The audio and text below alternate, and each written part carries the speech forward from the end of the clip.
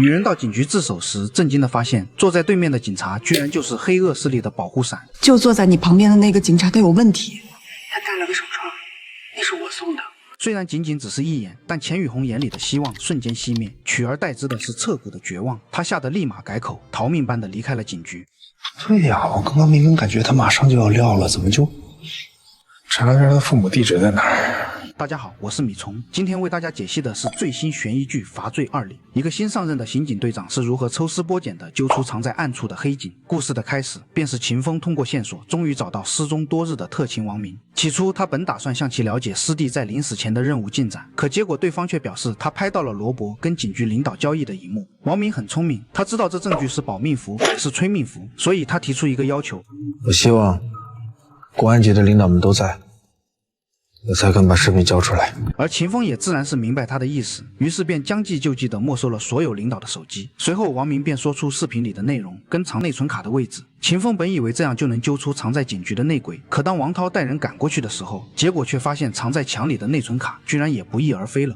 监控我也去查了，电闸被拉了，就在我们到之前10分钟。注意这致命的10分钟，这意味着王明在这边刚张嘴，原本封闭的会议室里就像有一场现场直播。罗伯那边同步收到了消息，并立马就做出相应的动作。虽然在大家看来这次的行动是失败的，但是在秦风眼里却非常的成功，因为这一次直接把内鬼的范围锁死在了这几位道貌岸然的领导层里。只是由于他现在并没有实质性的证据，于是无奈的他也只好决定先暗中调查。然而就在他始终都没有头绪的时候，不料这天他突然收到了一张照片。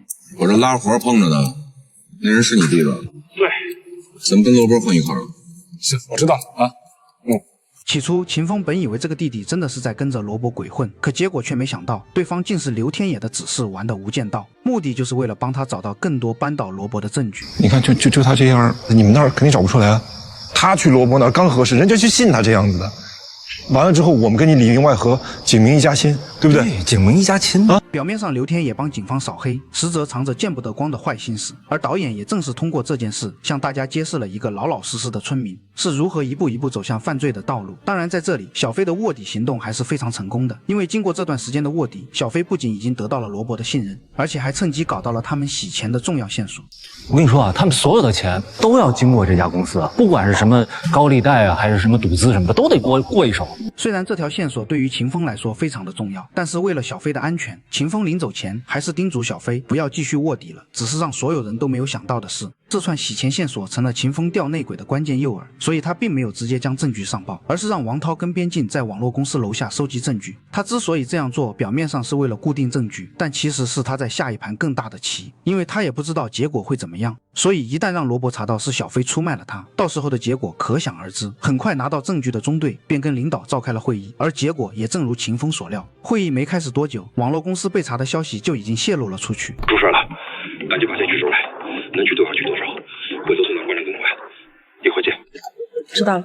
大家看，这就是内鬼的速度。等警察大部队赶到时候，这里早已人去楼空，连根毛都没剩下。不过好在秦风提前做好了准备，就在网络公司老板钱宇红即将遭到灭口的时候，埋伏在暗处的麦洪超突然出现，将他救了出来，并将他安全地送到了警察局。起初钱宇红本不想交代任何事情，但得知麦洪超的出现是秦风安排的后，这才打算说出实情。可结果当他看到吉竹江手上的串珠后，便立马就明白了对方的身份。从静心大师那求的手串很难弄的，到底要送谁啊？